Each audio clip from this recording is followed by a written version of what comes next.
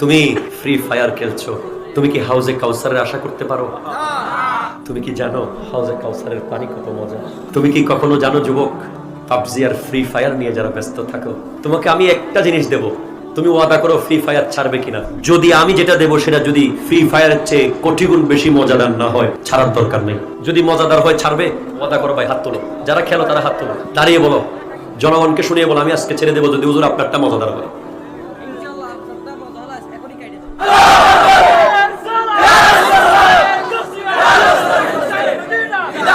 আমার যুবক ভাই বলতেছে সে আমি যেটা দেবো সেটা যদি মজাদার হয় ফ্রি ফায়ার এখন কেটে দেবে। সত্যি তো?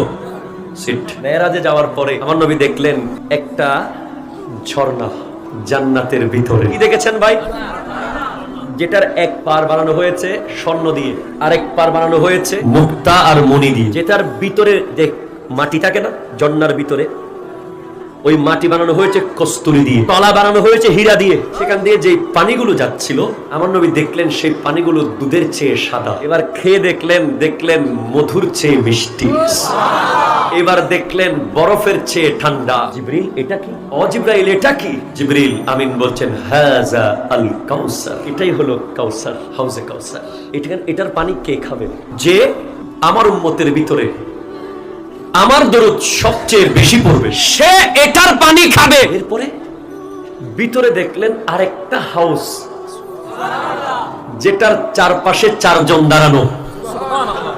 এক কোনায় দাঁড়িয়ে আছে সিদ্দিক আকবর, আরেক কোনায় দাঁড়িয়ে থাকবে ফারুক আজম, আরেক কোনায় উসমান জুন্নুরাইন, আরেক কোনায় মাওলা আলী।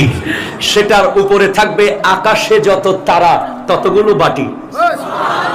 সেটার পানি যে এক বাটি খেতে পারবে 50,000 বছর আর তৃষ্ণা লাগবে না। আমি কেমনে পাবো সেই পানি? আমার দরুদ পড়লে। এখন তুমি ফ্রি ফায়ার যখন খেলো আধা ঘন্টা, 1 ঘন্টা, 10 মিনিট, 1 মিনিটও যখন খেলো, ওই 1 মিনিটে যদি তুমি মন দিয়ে চেষ্টা করো অন্তত 2 বার দরুদ পড়া সম্ভব। কয়বার?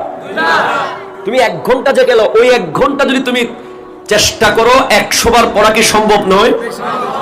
1 ঘন্টায় মিনিমাম 100 বার না, মিনিমাম চেষ্টা করলে 500 বার পড়া যাবে। আর আমার নবী বলেছেন যে ব্যক্তি 100 বার আমার উপরে দরুদ পড়বে, কাতাবাল্লাহু বাইনা আইনাইহি বারাআতাম মিনান নিফাক ওয়া মিনান নার ওয়া আসকানাহু মা'আশ শুহাদা ফি ইয়াউমিল কিয়ামাহ। যে ব্যক্তি আমি নবীর উপরে 100 বার দরুদ পড়বে, কাল হাসরের মাঠে সে থাকবে শহীদদের লাইনে এবং তার কপালে